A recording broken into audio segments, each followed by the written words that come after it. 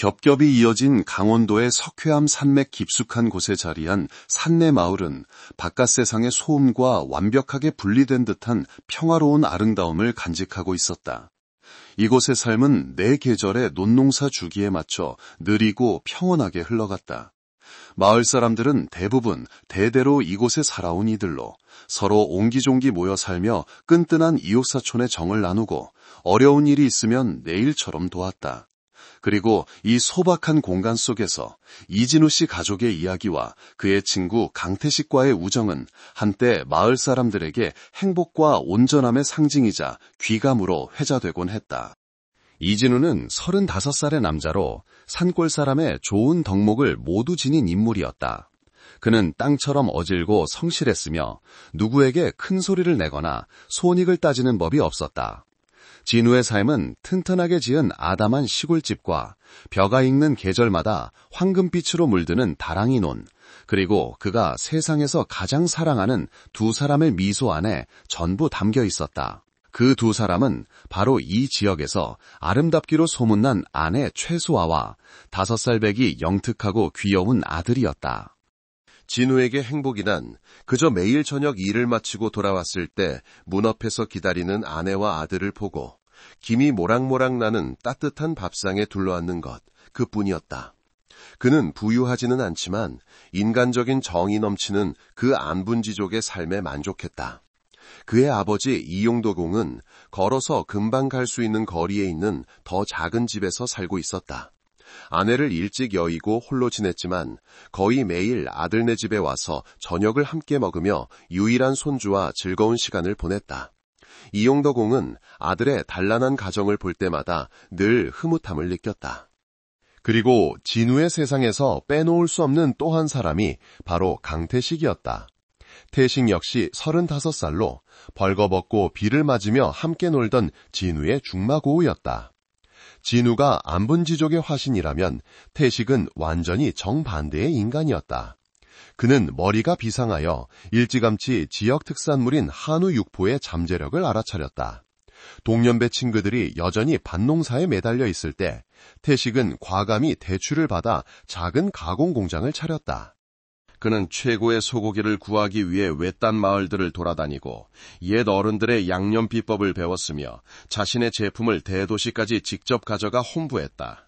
불과 몇 년 만에 강태식 한우 육포는 유명 브랜드가 되었다.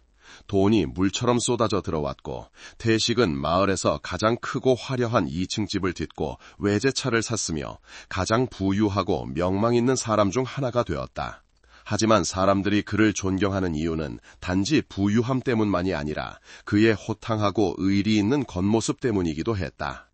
그는 결코 자신의 뿌리를 잊지 않았고 항상 마을 사람들을 기꺼이 도왔으며 특히 가난했던 시절에 절친한 친구 이진우를 단 한 번도 잊지 않았다.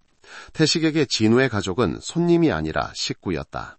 진우의 집문은 언제나 태식을 위해 활짝 열려 있었다.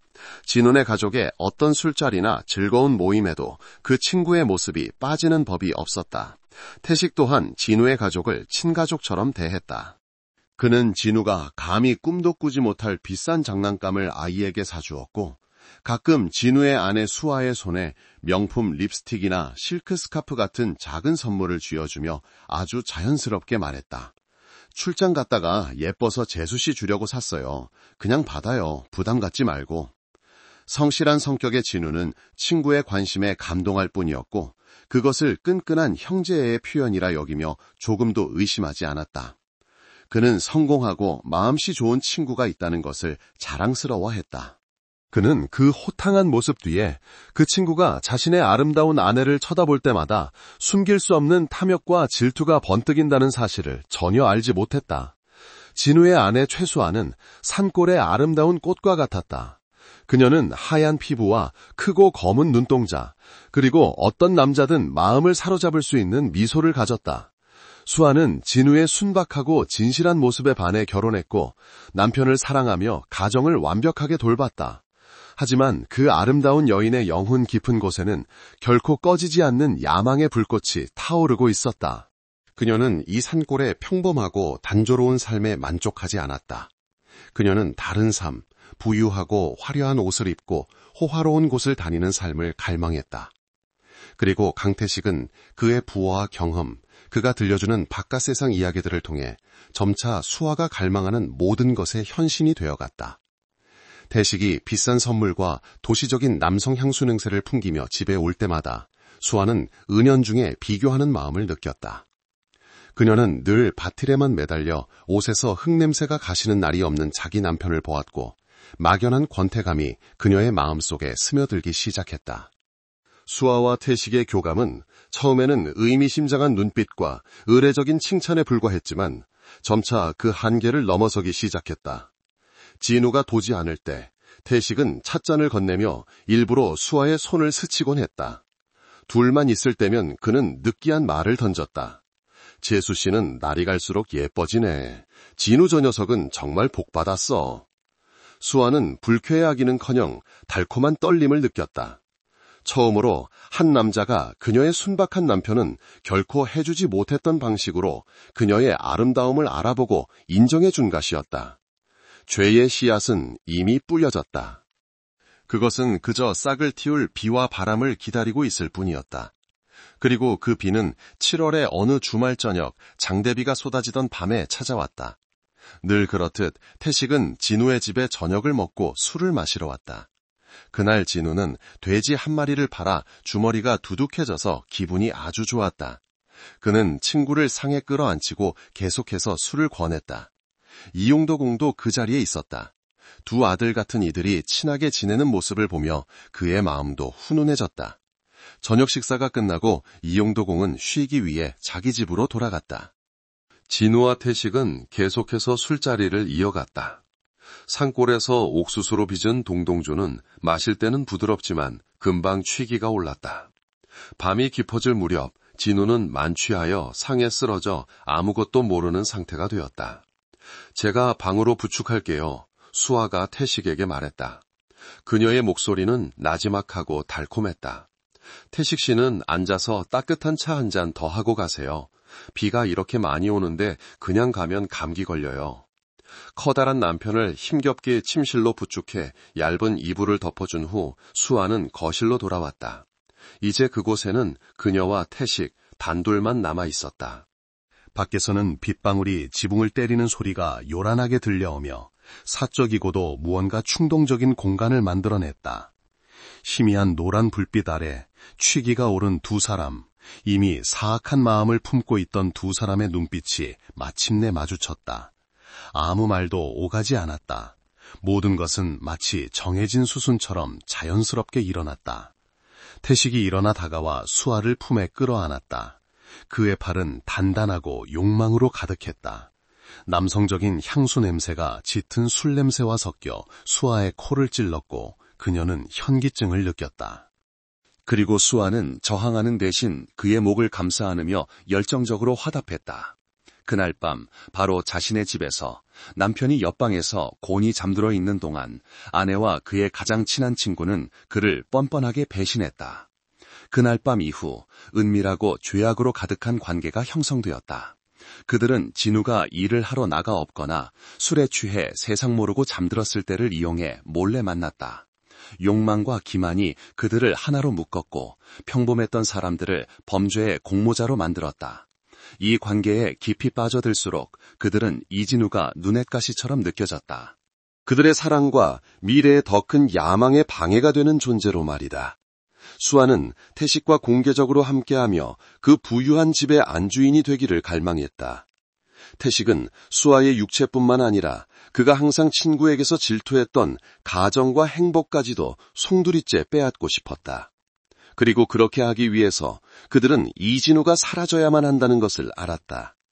최수아와 강태식의 죄악된 관계는 한번 시작되자 걷잡을 수 없는 속도로 발전했다. 은밀한 만남은 더욱 잦고 대담해졌다. 그것은 단순히 육체적 만족을 위한 것이 아니라 야망으로 가득 찬 두 영혼의 공명이기도 했다. 몰래 만나는 동안 그들은 사랑을 속삭이지 않았다. 그들은 미래에 대해 이야기했다. 그들이 공개적으로 함께하며 이진우가 가진 모든 것을 차지하게 될 미래 말이다. 이런 생활 이제 지긋지긋해요. 수아가 마을 뒤 한적한 계곡에서 몰래 만나던 중 말했다. 맨날 이렇게 숨어 지내야 하다니. 그 사람 얼굴을 볼 때마다 역겨워요. 착하고 성실하면 뭐해요. 평생 다랑이 논 몇 댁이나 붙들고 살 텐데. 전 다른 삶을 원해요, 태식 씨. 태식이 수아를 껴안으며 그녀의 부드러운 머릿결을 쓰다듬었다. 알아. 나도 더는 네가 그런 무능한 놈 옆에서 사는 꼴 못 보겠어. 하지만 우린 인내심을 가져야 해, 자기야. 계획이 필요해. 무슨 계획이요? 수아가 고개를 들었다. 그녀의 눈이 기대로 반짝였다. 진우, 그놈이 사라지게 할 계획. 태식의 목소리가 차갑게 가라앉았다. 아무도 의심하지 않게 아주 깨끗하게 사라지게 하는 거야. 널 비련의 미망인으로 만들고 나는 가장 친한 친구로서 네 곁에서 위로하고 돌봐주는 거지. 시간이 지나면 우리가 함께하는 건 아주 자연스러운 일이 될 거야. 살인에 대한 생각은 가볍게 던져졌지만 수아를 두렵게 하기는커녕 오히려 그녀가 오랫동안 기다려온 해결책인 듯했다. 하지만 어떡해요. 사람 죽이는 게 간단한 일이 아니잖아요. 경찰이 금방 알아낼 거예요. 찾아낼 범죄가 없으면 찾아내지 못하겠지. 태식이 냉소했다. 우리가 쓸 무게는 칼도 폭력도 아니야. 서서히 죽게 만드는 거지.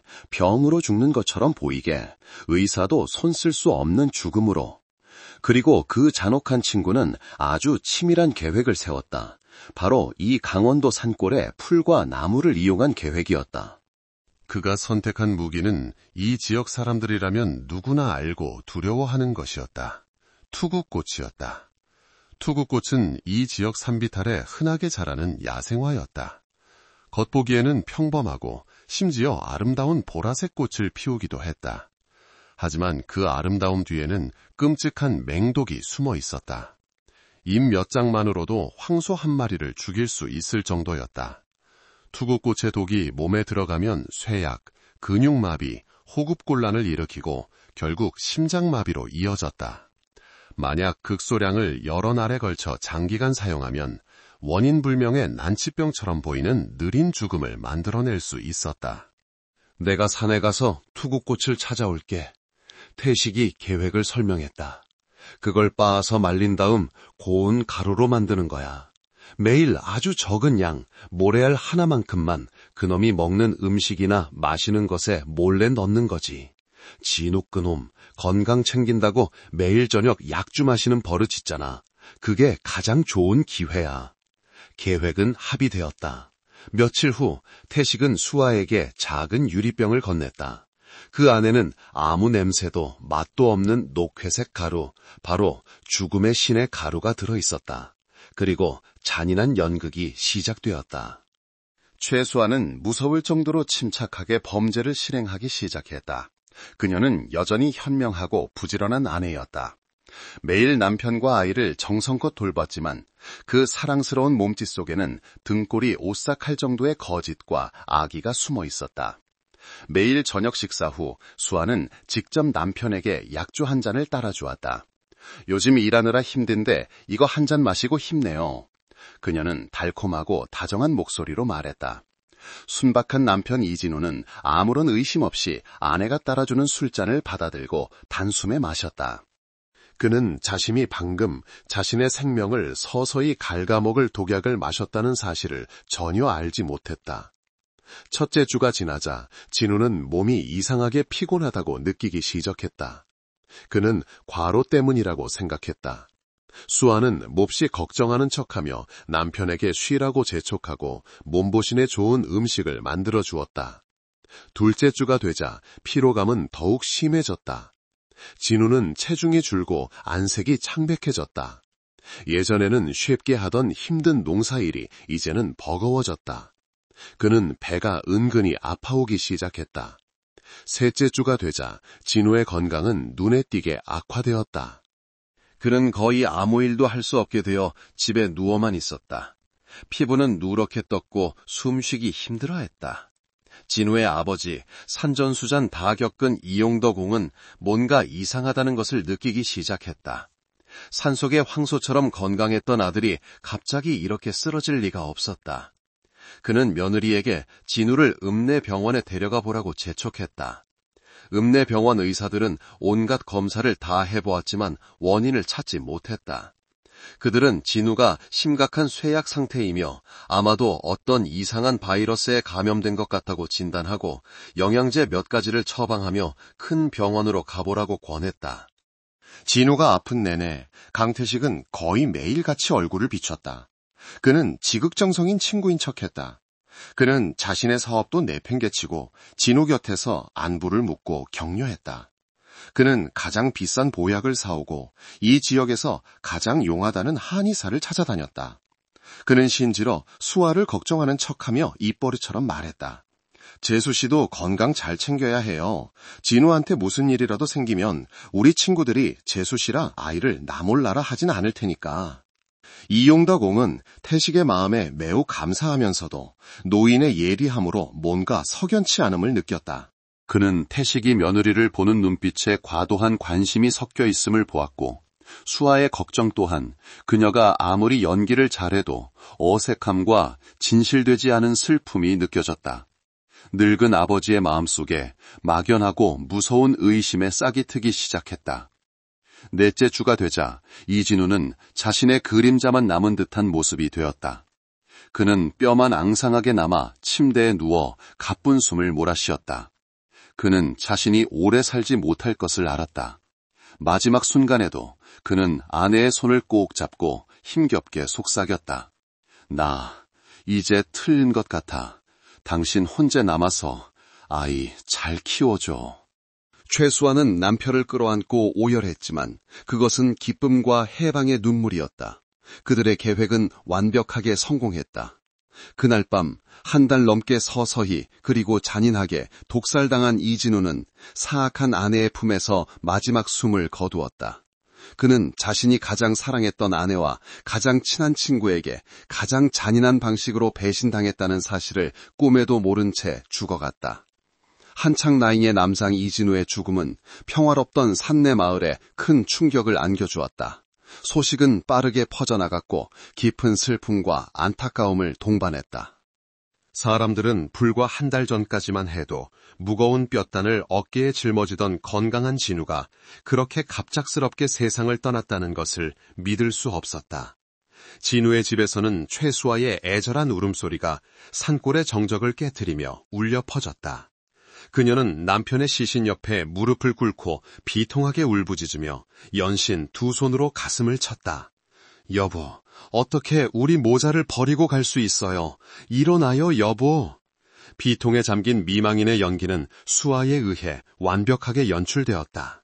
진우의 아버지 이용덕 공은 구석에 말없이 앉아 있었다. 마치 산 하나가 짓누르는 듯 등이 굽어 있었다. 아들을 잃은 슬픔에 심정이 쥐어짜이는 듯 했지만 눈물 한 방울 흘릴 수 없었다. 그는 그저 늙고 흐릿한 눈으로 불쌍한 아들의 창백하고 수척한 얼굴을 뚫어지게 바라볼 뿐이었다. 강태식은 가장 먼저 달려온 사람 중 하나였다. 그는 집으로 뛰어들어오며 혼비백사는 얼굴로 절친한 친구의 시신을 보고는 무릎을 꿇고 진우의 다리를 붙잡고 통곡했다. 진우야, 이게 무슨 일이야? 우리 같이 부자 되고 같이 술 마시자고 했잖아. 일어나, 친구야. 태식의 슬픔은 수아의 것보다 더 진짜처럼 보였다. 그는 주먹으로 마룻바닥을 내리치며 의미 없는 소리를 질렀다. 마을 보건소 직원도 도착했다. 간단히 살펴본 후 진우가 숨을 멈추고 동공이 풀린 것을 확인하고는 오랜 쇠약 끝에 급살풍을 맞아 사망했다고 결론 내렸다. 이 산골에서는 이처럼 원인 불명의 갑작스러운 죽음이 드문 일이 아니었다. 보건소 직원을 포함해 그 누구도 의심하지 않았다. 사람들은 그저 짧은 생을 안타까워할 뿐이었다. 이진우의 장례식은 곧바로 치러졌다. 그리고 3일간의 장례 기간 동안 최수아와 강태식은 한치의 오차도 없이 자신들의 연극을 훌륭하게 계속해 나갔다. 수아는 몇몇 친척들의 도움을 받아 남편에게 새 옷을 입혔다. 그녀는 모든 일을 조심스럽고 꼼꼼하게 처리하며 간간히 목매인 소리를 냈다. 조문객이 오면 그녀는 관 옆에 쓰러져 통곡하며 부부의 추억과 미처 이루지 못한 계획들을 늘어놓았다. 그녀는 너무 많이 울어 기진맥진했고 몇 번이나 실신하여 사람들이 부축해 방으로 옮겨야 했다. 그녀의 가냘프고 가여운 모습은 많은 조문객의 눈물을 자아냈다. 그들은 젊은 과부를 보며 안타까워하는 동시에 그녀의 강인함에 감탄했다. 한편 강태식은 전혀 다른 역할을 맡았다. 그는 가족 전체의 정신적 지주가 되었다. 그는 더 이상 통곡하지 않았다. 대신 슬픔을 억누르고 장례식의 모든 것을 도맡아 처리했다. 제사상을 차릴 사람을 부르는 것부터 관을 사고 조문객 자리를 마련하고 음식을 준비하는 것까지 크고 작은 모든 일이 그의 손을 거쳤다. 그는 쉴 새 없이 뛰어다녔고 잠을 못 자 얼굴이 수척해졌지만 항상 강한 척했다. 그는 이용덕 옹을 위로하고 수아가 휘청거릴 때마다 부축했다. 그는 진우의 어린 아들을 품에 안고 다정한 말로 달래주었다. 준서야, 울지 마. 아빠는 그냥 멀리 여행 가신 거야. 이제부터는 태식 아저씨가 엄마랑 준서 돌봐줄게. 그는 아이에게 말했지만 주변 사람들에게도 들으라는 듯이 말했다. 태식의 행동은 모든 사람의 칭송을 받았다. 그들은 진우가 좋은 친구를 두었다며 그들의 우정이 정말 귀하다고 입을 모았다. 그들은 진우가 죽은 후에도 태식처럼 의리 있는 형제가 곁에서 도와주니 그의 가족이 크게 걱정하지 않아도 될 것이라고 믿었다. 단 한 사람, 극심한 슬픔에 잠겨 있으면서도 마음속에서 점점 커져가는 불안감을 떨치지 못하는 사람이 있었다. 바로 이용덕 옹이었다. 인생의 대부분을 살아온 경험으로 그는 다른 사람들이 보지 못하는 것을 보았다. 그는 며느리의 슬픔이 매우 사실적으로 보이면서도 어딘가 과장되어 있다고 느꼈다. 그녀의 실신은 항상 사람들이 가장 많이 주목할 때 일어났고 그녀의 눈물은 마치 의지대로 흘리고 멈출 수 있는 것 같았다. 그리고 그는 강태식을 주목했다. 그는 태식이 장례 기간 동안 가족에게 큰 도움이 되었다는 것을 부정할 수 없었다. 하지만 태식의 헌신은 평범한 우정의 한계를 넘어서는 무언가가 있었다. 수아를 부축하는 태식의 손은 마치 의도적으로 민감한 부위를 건드리는 것 같았다. 그가 수아를 보는 눈빛은 형님이 재수 씨를 보는 눈빛이 아니라 남자가 자신의 여자를 보는 눈빛이었다. 소유욕과 만족감이 가득한 눈빛이었다. 그리고 작지만 이용덕 옹의 마음속에 큰 그림자를 드리운 한 가지 디테일이 있었다. 진우를 묻기 전 마지막 밤이었다. 풍습에 따라 가족들은 밤새 관을 지켜야 했다.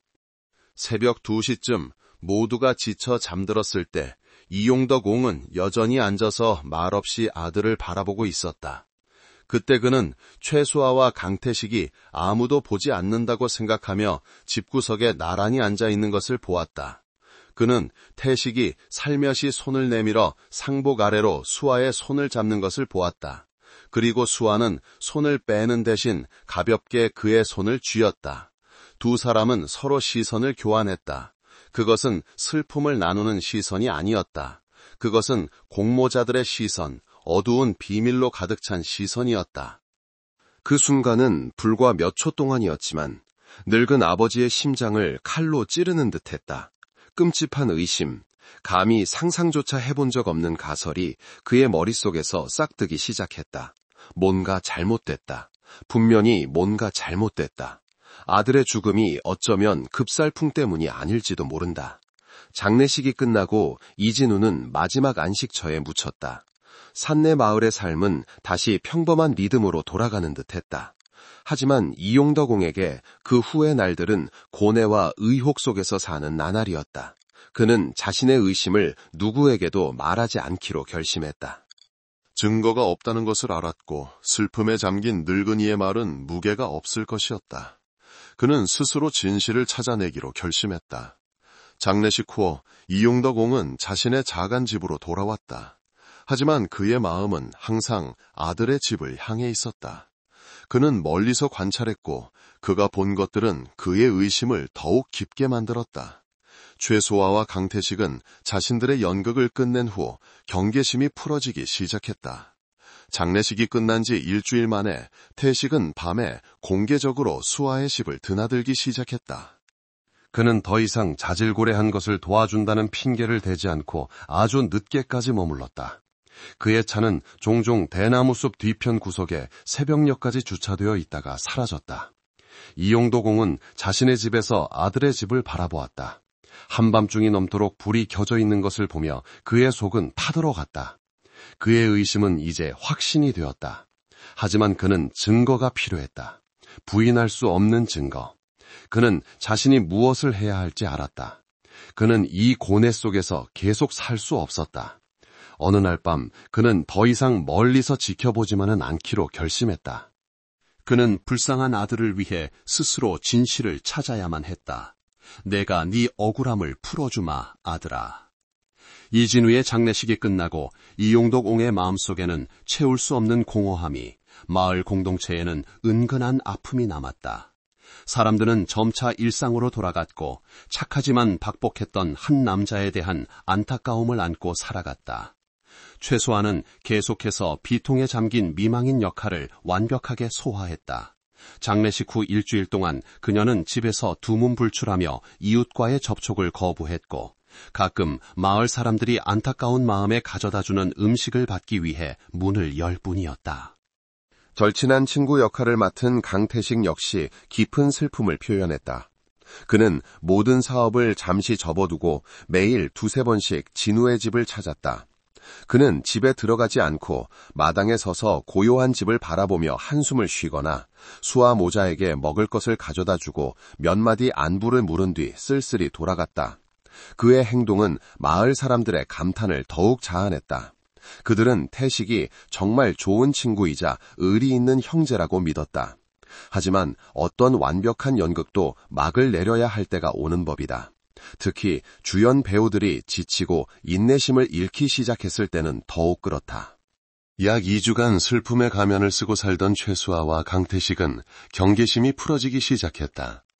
그들은 자신들이 완벽한 범죄를 저질렀으며 진우의 죽음이 모든 사람에게 불운한 사고로 받아들여졌다고 믿었다. 그들은 억눌려왔던 죄악된 욕망에 충실하게 살기 시작했다. 변화는 아주 작은 디테일에서 시작되었다. 강태식은 더 이상 마당에만 서 있지 않았다. 그는 집에 더 자주 들어가기 시작했고 더 오래 머물렀다. 처음에는 수아를 도와 집안의 물건들을 수리해준다는 핑계를 댔다. 그는 기울어진 울타리를 고치고 나간 전구를 갈아주거나 잡초가 무성은 정원을 정리해 주었다. 이러한 행동들은 마을 사람들 눈에는 여전히 친구로서의 순수한 도움으로 보였다. 하지만 저녁에 태식이 방문하는 횟수가 점점 잦아졌고 그는 저녁 식사 후 바로 돌아가지 않고 아주 늦게까지 머물렀다. 그의 고급 승용차는 더 이상 대문 앞에 떡하니 주차되지 않고 대나무숲 뒤편 구석으로 옮겨졌다. 작은 공동체 특유의 예민함을 가진 마을 사람들은 이상한 낌새를 눈치채기 시작했다. 수군거리는 소리가 돌기 시작했다. 지인은 무덤에 풀도 안 자랐는데 수아 저 여자는 벌써. 태식 저 사람 멀쩡하게 생겨서는 제대로 된 인간이 아니구만. 친구가 죽자마자 친구 아내를 넘보다니. 이 영감님이 불쌍하지. 아들 잃은 것도 서러운데 저런 꼴까지 봐야 하다니. 최소한은 더 이상 그런 소문에 신경 쓰지 않는 듯했다. 그녀는 점차 소박하고 슬픔에 잠긴 미망인의 이미지를 벗어던졌다. 그녀는 태식이 대도시에서 사다 준 화려한 새 옷을 입기 시작했다. 화장을 하고 머리를 만졌고 입가에는 다시 미소가 피어났다. 그 미소는 이웃 사람들 눈에는 참으로 거슬리고 보기 흉했다. 이용덕 옹에게 이러한 변화는 수천 개의 칼에 찔리는 것보다 더 고통스러웠다. 마을 사람들의 수군거림, 밤마다 어른거리는 태식의 차를 볼 때마다 그의 마음속 끔찍한 의심은 더욱 깊어졌다. 그는 고뇌 속에서 살았다. 한편으로는 며느리와 아들이 친형제처럼 여겼던 그 남자가 그런 천인공노할 짓을 저질렀다고 믿고 싶지 않았다. 하지만 다른 한편으로는 그가 직접 목격한 것들이 그 사실을 부정할 수 없게 만들었다. 그는 체계적으로 그들을 몰래 감시하기 시작했다. 낮에는 여전히 아들을 잃고 슬픔에 잠긴 노인이었지만 밤이 되면 그는 조용한 그림자, 부득이한 정찰병으로 변했다. 그는 더 이상 자기 집에서 잠을 자지 않고 아들집 정원의 구석진 곳을 찾아 끈기 있게 관찰했다. 그는 태식이 점점 더 자주 오는 것을 보았다. 그는 더 이상 정문으로 들어오지 않고 부엌 뒷문으로 들어왔다. 그는 술과 맛있는 안주를 가져왔고 그들은 불과 몇 주 전 아들의 장례를 치렀던 바로 그 부엌에서 함께 먹고 마시며 즐겁게 웃고 떠들었다. 그는 그들이 더 이상 조심하지 않는 것을 보았다. 태식은 버젓이 수아의 허리에 팔을 둘렀고 수아는 그의 어깨에 다정하게 머리를 기댔다. 어느 추운 비 오는 밤 바나나 나무 덤불 뒤에 숨어있던 이용덕공은 발각될 뻔했다. 그는 실수로 마른 나뭇가지를 밟아 작은 소리를 냈다. 즉시 태식은 깜짝 놀라 일어나 창가로 다가가 날카로운 눈으로 정원 밖을 살폈다. 무슨 소리 안 났어? 그가 말했다. 이용덕공은 숨을 죽였다. 심장이 가슴에서 쿵쾅거렸다.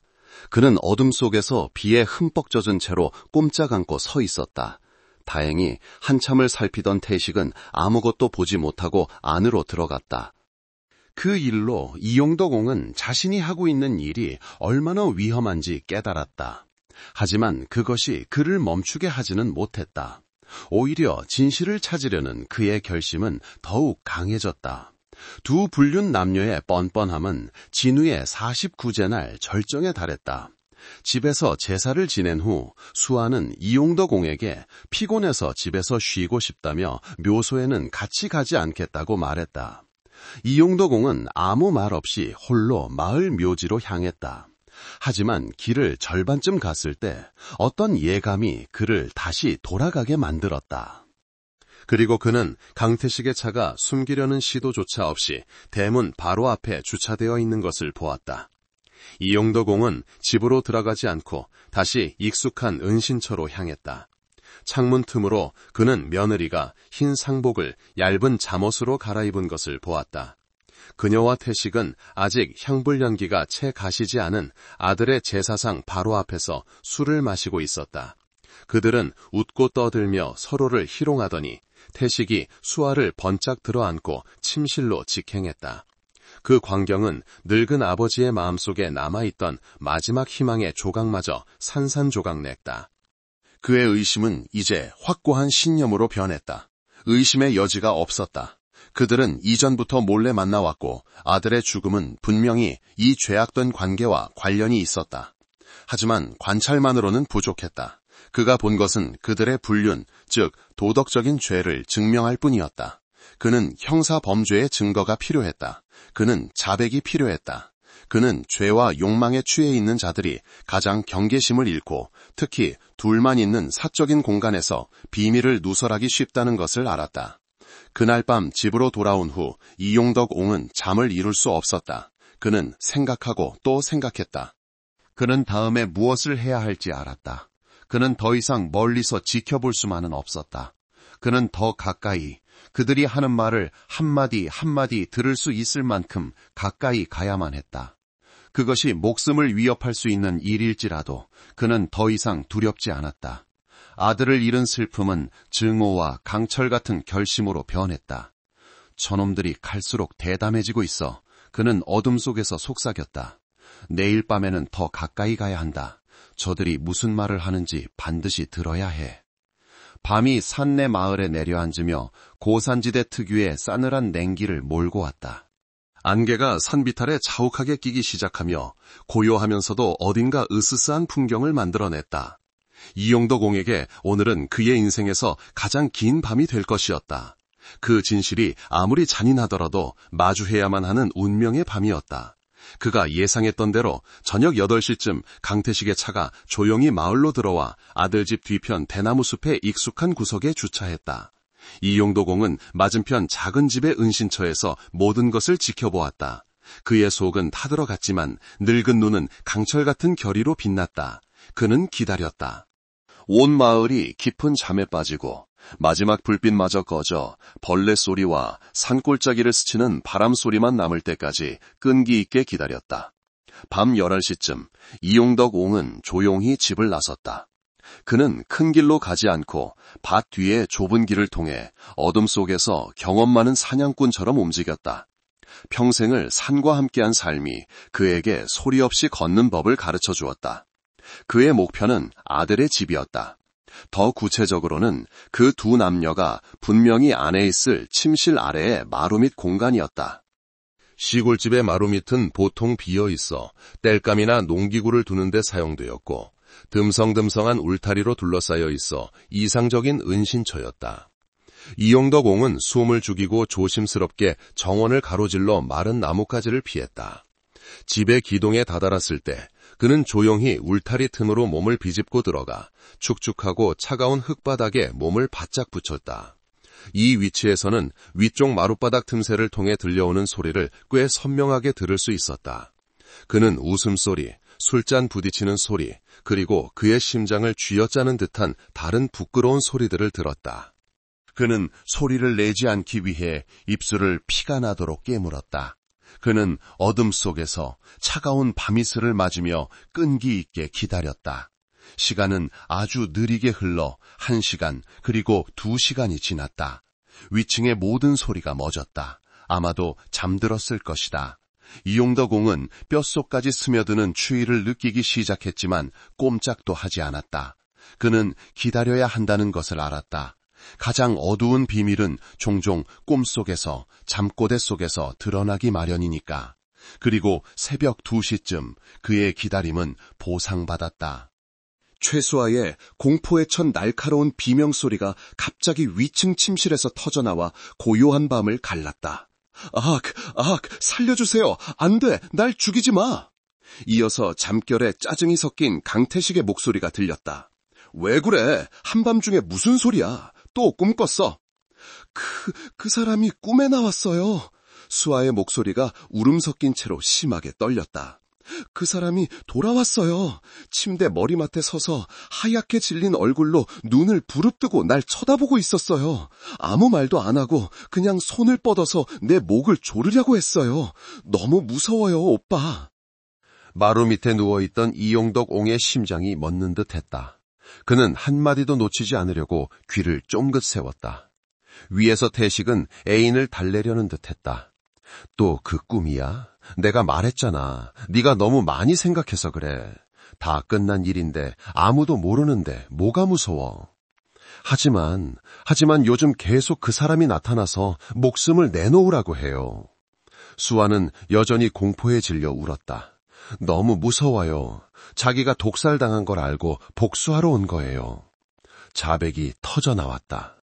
양심의 가책에 시달리는 살인자의 공황 상태에서 나온 무심코 뱉은 자백이었다. 땅바닥에 누워있던 이용덕 옹의 온몸이 돌처럼 굳었다. 귀가 멍멍해졌다. 최악의 상황을 각오했지만 며느리의 입에서 독살이라는 두 단어를 직접 듣자 그의 세상은 완전히 무너져 내었다. 그의 아들은 병으로 죽은 것이 아니었다. 살해당한 것이었다. 바로 그의 아내와 가장 친한 친구의 손에 잔인하게 살해당한 것이었다. 목소리 낮춰. 위에서 태식의 목소리가 긴장과 불안으로 가득 찼다. 그는 아마 이웃이 들을까봐 두려웠을 것이다. 그건 너랑 나만 아는 일이잖아. 그 투구꽃 독은 하늘도 못 살려. 어떤 의사가 그 독을 찾아내겠어. 쓸데없는 걱정이야. 그놈은 죽어 마땅해. 죽어야 너랑 내가 함께할 수 있잖아. 잊었어? 태식의 말은 늙은 아버지의 심장에 더 깊이 박히는 칼날과 같았다. 그들은 아들을 죽였을 뿐만 아니라 그의 죽음을 모독하고 있었다. 그들에게 진우의 죽음은 해방이었고 기뻐할 일이었다.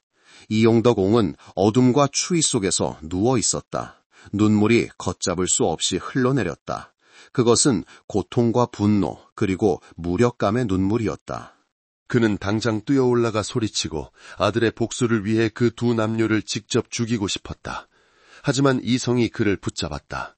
그는 맹목적으로 행동할 수 없다는 것을 알았다. 그는 살아서 이 진실을 세상에 밝히고 법이 그들을 심판하게 해야만 했다. 한참을 달랜 후 태식은 수아를 진정시킨 듯했다. 위층은 다시 조용해졌다. 하지만 이용덕 옹에게 밤은 더 이상 고요하지 않았다. 그것은 범죄의 끔찍한 소리로 가득 차 있었다. 그는 이곳을 떠나야 했다. 그는 조심스럽게 마루 밑에서 기어나왔다. 지금은 모든 움직임이 극도로 어려웠다. 그의 몸은 추위와 엄청난 충격으로 굳어 있었다. 하지만 아들의 복수를 해야 한다는 의지가 그에게 힘을 주었다. 그는 발각되지 않고 무사히 정원을 빠져나왔다. 그는 자기 집으로 가지 않았다. 그는 밤새 안개 속을 정처 없이 헤맸다. 머릿속이 어지러웠다. 착한 아들의 모습과 두 남녀의 자백이 계속해서 떠올라 그의 마음을 괴롭혔다. 동이 틀 무렵 지평선 너머로 첫 햇살이 비치기 시작할 때 이용도 공은 자신의 작은 집으로 돌아왔다. 그는 더 이상 슬픔에 잠긴 노인이 아니었다. 그는 다른 사람이 되어 있었다. 고통은 증오와 냉정한 결심으로 변해 있었다. 그는 자신이 무엇을 해야 할지 정확히 알고 있었다. 그날 아침 그는 평소처럼 밭에 나가지 않았다. 그는 방으로 들어가 가장 깨끗한 옷으로 갈아입었다. 명절에나 입던 옷이었다. 그리고 그는 누구에게도 한마디 말 없이 조용히 문을 잠그고 거의 10km를 걸어 읍내 버스 터미널로 갔다. 그는 가장 이른 좌표를 사서 도청 소재지로 향했다. 그가 가야 할 곳은 단 한 곳, 강원도 지방경찰청이었다. 도심에 위험있게 서 있는 강원도 지방경찰청은 평범한 민원인이 직접 사건을 신고하러 오는 일이 드문 곳이었다. 사건은 보통 기층 단위에서 처리된 후 이송되었다. 하지만 그날 아침 비범한 불꽃이 타오르는 눈을 한 초라한 늙은 농부 이용도 공의 등장은 당직 경찰관의 주의를 끌기에 충분했다. 이용도 공은 형사과장인 노진철 경정의 사무실로 안내되었다. 노 경정은 예리함과 복잡한 사건을 해결하는 능력으로 유명한 수사관이었다. 노 경정은 노인에게 자리를 권하고 직접 따뜻한 물 한 잔을 따라 주었다. 그는 한마디도 놓치지 않고 끈기 있게 이용도 공의 이야기를 들었다. 이용도 공은 아들의 갑작스러운 건강 악화부터 며느리와 그 친구의 의심스러운 행동, 그리고 마루 밑에 누워 그들의 자백을 들었던 끔찍한 밤까지 모든 것을 털어놓았다. 그는 논리정연하게 이야기했고 그의 목소리에 담긴 고통과 분노는 거짓일 수 없었다. 이야기가 끝나자 사무실은 침묵에 잠겼다. 노경정은 의자에 등을 기댄 채 두 손을 깍지 끼고 깊은 생각에 잠겼다. 법적으로 이용도 공이 제공한 것은 범죄 정보에 불과했다. 그가 들은 내용은 직접적인 증거가 아니었다. 유능한 변호사라면 노인이 늙고 슬픔에 잠겨 헛것을 들었거나 수아가 악몽 속에서 잠꼬대를 한 것이라고 주장할 수 있었다. 하지만 노 경정은 자신의 경험으로 이용도 공의 말을 믿었다. 이야기의 구체성과 늙은 아버지의 눈에 서린 결의가 이것이 망상이 아니라는 것을 확신시켜 주었다. 그는 끔찍한 범죄가 실제로 일어났다고 믿었다. 아버님, 노 경정의 목소리에는 존경심이 가득했다. 제공해 주신 정보는 매우 귀중합니다. 저희가 접수하고 감사드립니다. 이제 남은 일은 저희에게 맡겨주십시오. 아버님은 댁으로 돌아가 쉬시고 이 일은 절대 비밀로 해주십시오. 아무 일도 없었던 것처럼 행동하셔야 합니다. 두 용의자가 의심하지 않도록 말입니다. 그렇게 하실 수 있겠습니까? 이용도 공은 고개를 끄덕였다. 늙은 눈에 희망의 빛이 서렸다. 모든 걸 맡기겠습니다. 부디 제 아들의 억울함을 풀어주십시오. 이용도 공이 떠난 후 노 경정은 즉시 긴급 사건 회의를 소집했고 비밀 수사팀이 꾸려졌다. 그는 이용도 공의 진술을 입증하기 위한 첫 번째이자 가장 중요한 단계는 이진우가 독살되었다는 것을 증명하는 것임을 알았다. 그리고 그것을 위해서는 단 한 가지 방법, 시신을 발굴하여 법의 약적 감정을 실시하는 것뿐이었다. 이것은 유족의 정신적 고통뿐만 아니라 지역사회에 큰 파장을 일으킬 수 있는 매우 중대한 결정이었다. 노 경정은 직접 지방검찰청과 협의했다. 신빙성 있는 정보와 피해자 사망의 의심스러운 점들에 대한 예리한 논거를 바탕으로 시신 발굴 영장은 신속하게 승인되었다. 이용거봉이 다녀간 지 사흘 후 경찰청의 대규모 차량 행렬이 조용히 산내마을로 향했다. 수십 명의 경찰관과 구급차, 특수장비의 갑작스러운 등장은 큰 소동을 일으켰다. 마을 사람들은 모여들어 무슨 일이 벌어지고 있는지 수군거렸다. 노 경정이 직접 지휘하는 수사팀과 검찰 관계자는 최수아의 집으로 직행했다. 그때 강태식도 그곳에 있었다. 많은 경찰 인력을 보자 두 사람 모두 놀라움과 불안한 표정을 감추지 못했다. 최수아 씨, 노 경정이 법정 문서를 제시하며 엄숙하게 말했다. 강원도 지방경찰청 수사관은 당신의 남편 이진우 씨의 죽음에 여러 의심스러운 점이 있다는 충분한 근거를 확보했습니다. 진실을 규명하기 위해 저희는 시신을 발굴하여 제 감정을 실시하기로 결정했습니다. 이것은 검찰의 명령입니다.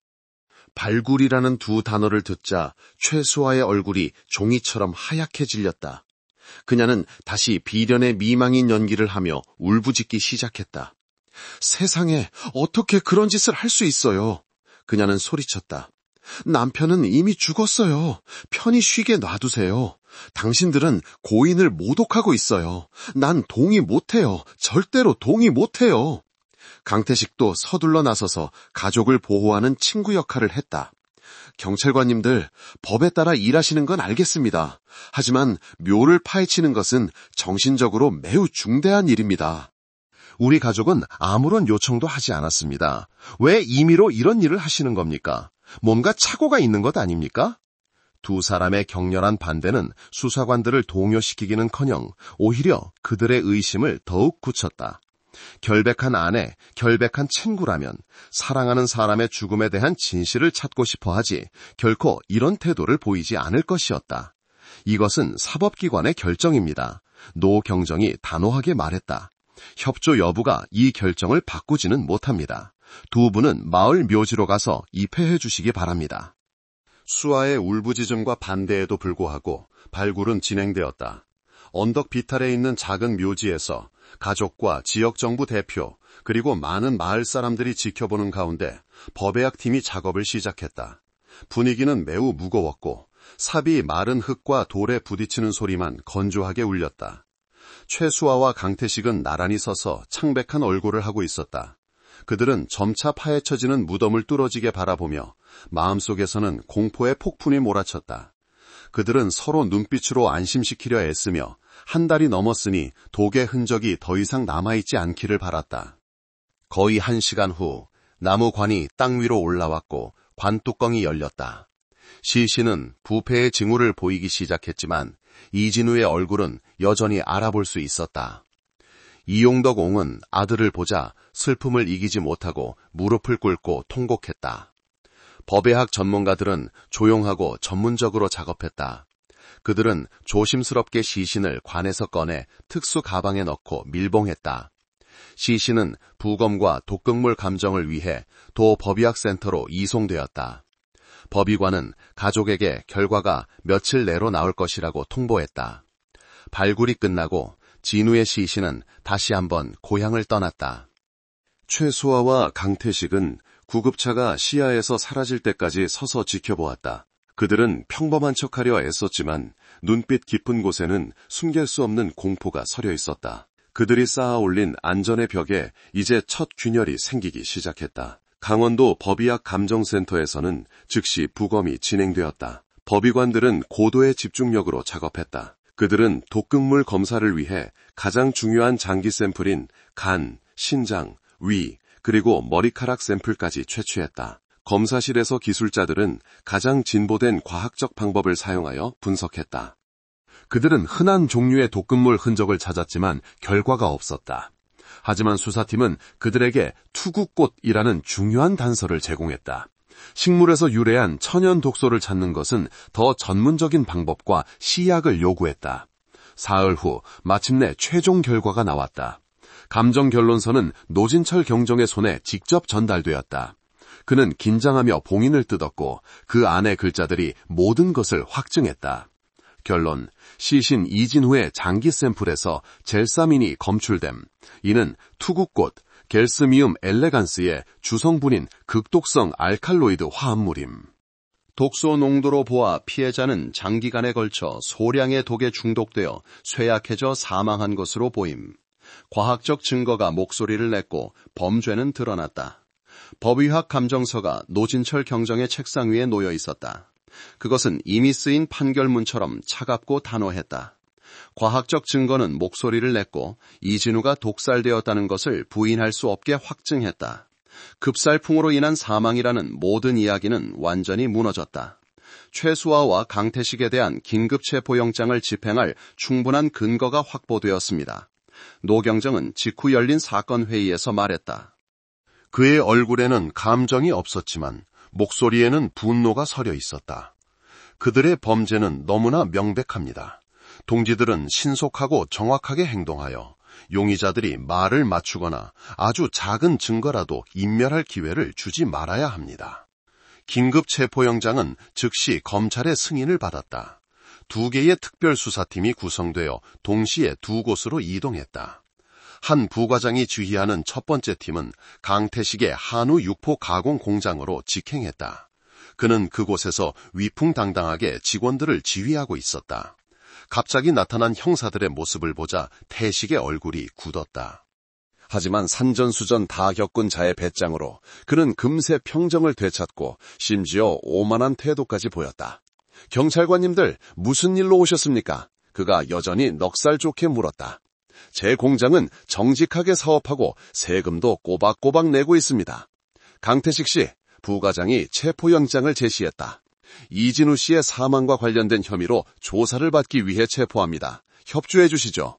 이 말을 듣자 태식의 입가에서 미소가 사라졌다. 그는 잠시 얼어붙었다가 으르렁거렸다.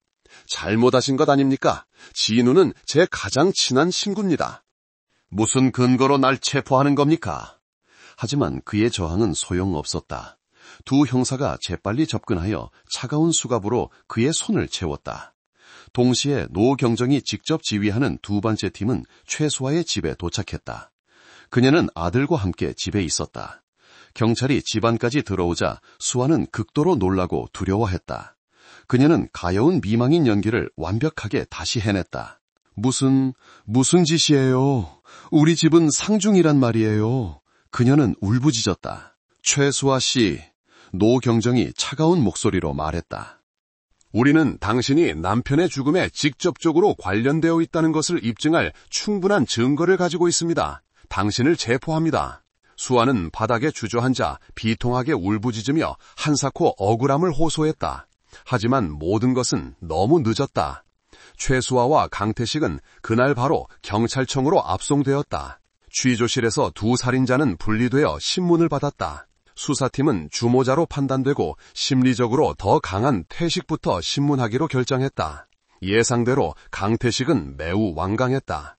그는 모든 혐의를 부인하며 법의와 감정 결과에 오류가 있을 수 있다고 주장했다.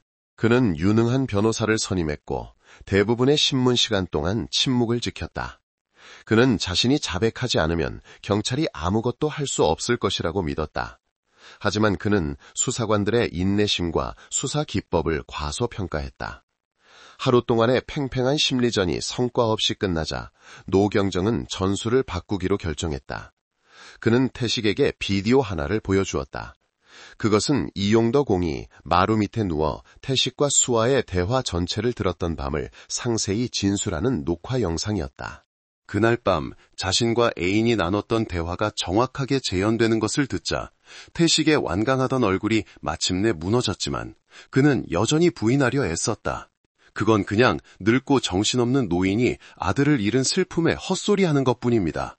그럼 당신 애인의 진술은 어떻습니까? 노경정이 결정타를 날렸다. 그는 다른 수사관에게 방으로 들어오라고 신호했고 그 사람은 바로 최수아였다. 그녀는 옆방에서 동시에 신문을 받았고 태식만큼의 끈기는 없었다. 법의학 감정서를 마주한 수아는 금세 무너졌다. 태식 씨, 살려줘요. 수아는 태식을 보자마자 울부짖었다. 나 다 말했어요. 당신이 시켜서 그랬다고 다 말했어요. 난 낭편 죽이고 싶지 않았어요. 수아의 진술을 듣자 강태식은 얼어붙었다. 그가 굳게 믿었던 공범이자 애인이 감형을 받기 위해 모든 죄를 그에게 뒤집어 씌우며 그를 배신한 것이었다. 배신감에 대한 분노가 공포를 압도했다. 이런 나쁜 년! 태식이 고함을 질렀다. 뭐라고? 부유한 삶을 원한 건 너였잖아. 진우가 무능하다고 실증낸 것도 너였고 그래서 나랑 같이 계획을 세운 거잖아. 그리고 분노 속에서 강태식은 모든 것을 털어놓았다. 그는 감정이 싹튼 것부터 살인 계획, 투구꽃을 찾아 수아에게 건네 실랑하게 한 것까지 모든 것을 이야기했다. 두 살인자의 진술은 서로에게 책임을 떠넘겼지만 맞춰보니 치밀하게 계산된 살인사건의 끔찍하고 완전한 그림이 만들어졌다. 몇 달 후 지방법원에서 사건에 대한 첫 재판이 열렸다. 부인할 수 없는 증거와 두 피고인의 자백으로 최종 판결이 선고되었다. 재판부는 피고인들의 행위가 극도로 잔인하고 악랄하며 도덕성의 완전한 타락을 보여준다고 판단했다. 피고인들은 가장 신성한 감정인 부부의 정, 친구의 우정을 배신하고 저급한 욕망을 채웠다. 재판부는 선고했다. 피고인 최수와 장기간에 걸쳐 남편을 직접 독살한 행위로 살인죄를 저질렀으며 범행 수법이 잔인한 점을 가중처벌 사유로 하여 피고인에게 최고형인 사형을 선고한다. 피고인 강태식, 범행을 주도하고 도구를 제공한 주모자로서 살인죄를 저질렀으므로 피고인에게 무기징역을 선고한다. 판결은 여론의 지지 속에서 선고되었다. 마침내 착하고 불행했던 남자를 위한 정의가 실현되었다. 사건은 종결되었지만 산내 마을 사람들의 마음속에 깊은 상처를 남겼다. 그것은 평화롭고 행복해 보이는 겉모습 뒤에 때로는 우리가 가장 신뢰하는 사람들에 의해 가장 끔찍한 음모와 범죄가 숨어 있을 수 있다는 값비싼 교훈이었다. 혹시 신뢰가 안 된다면 여러분의 이름과 나이가 어떻게 되시는지 여쭤봐도 될까요? 댓글로 살짝 알려주세요. 그리고 오늘 제가 들려드린 이야기는 어떠셨나요? 재미있으셨거나 혹은 어떤 생각이 드셨는지 궁금하네요. 언제나 여러분의 삶에 평안과 행복이 가득하기를 진심으로 기원합니다. 혹시 여러분에게도 다른 사람들과 나누고 싶은 특별하거나 재미있는 이야기가 있다면 주저하지 마시고 댓글로 들려주세요. 모두 함께 읽고 공감하면 정말 좋을 것 같아요.